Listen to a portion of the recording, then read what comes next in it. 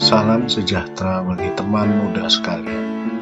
Jumpa kembali dengan kami dalam channel Renungan Seorang Pengembara Hidup.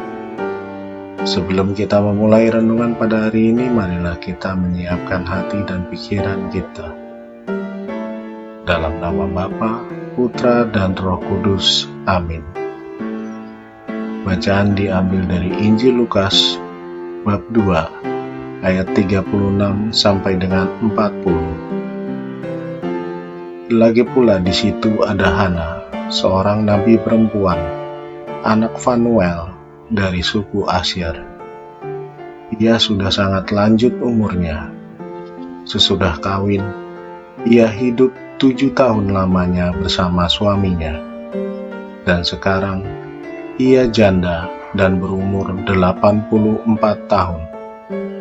Ia tidak pernah meninggalkan bait Allah dan siang malam beribadah dengan berpuasa dan berdoa.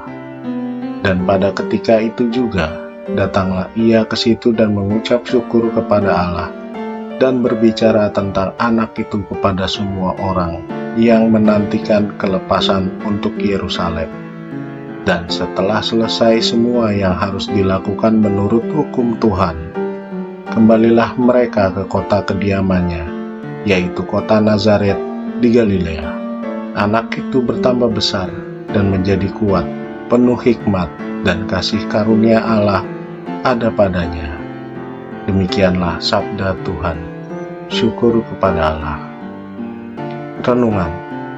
Teman-teman sekalian, sebagai seorang manusia, tentu kita memiliki harapan atas hidup ini. Mungkin saat ini kita mengharapkan kehidupan yang lebih baik dari yang sebelumnya. Atau mungkin kita juga memiliki harapan atas penghidupan yang lebih layak lagi. Namun, apa yang bisa kita persiapkan untuk mencapai dan mewujudkan harapan itu? Setelah Simeon, kini Hana yang mendapatkan anugerah untuk bertemu dengan seorang anak yang dinubuatkan para nabi akan menjadi Mesias bagi bangsa Israel. Ia pun sangat bersyukur atas terwujudnya harapan itu. Namun, yang perlu kita ketahui, dalam terwujudnya harapan itu, Hana membutuhkan kesetiaan dan ketaatan yang penuh kepada Allah. Itu diwujudkannya melalui ibadah, doa dan berpuasa yang tidak pernah putus-putusnya. Hingga pada akhirnya pun, ia sangat senang dengan bertemu dengan anak tersebut dan mewartakannya kepada semua orang. Teman-teman yang terkasih, untuk mewujudkan harapan di tengah hiruk-pikuknya permasalahan hidup, kita perlu meneladani sikap Hana dengan tetap beribadah, berdoa, dan berpuasa.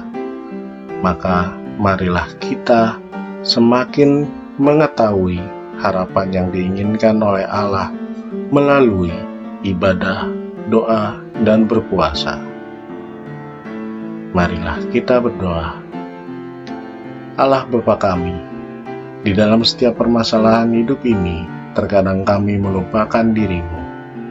Kini kami sadar Engkau senantiasa memberikan harapan itu kepada kami, dan kami pun memohon bimbingan-Mu untuk tetap setia di dalam ibadah, doa, dan puasa sebagai sarana kami untuk semakin menyadari harapan yang telah Engkau berikan kepada kami.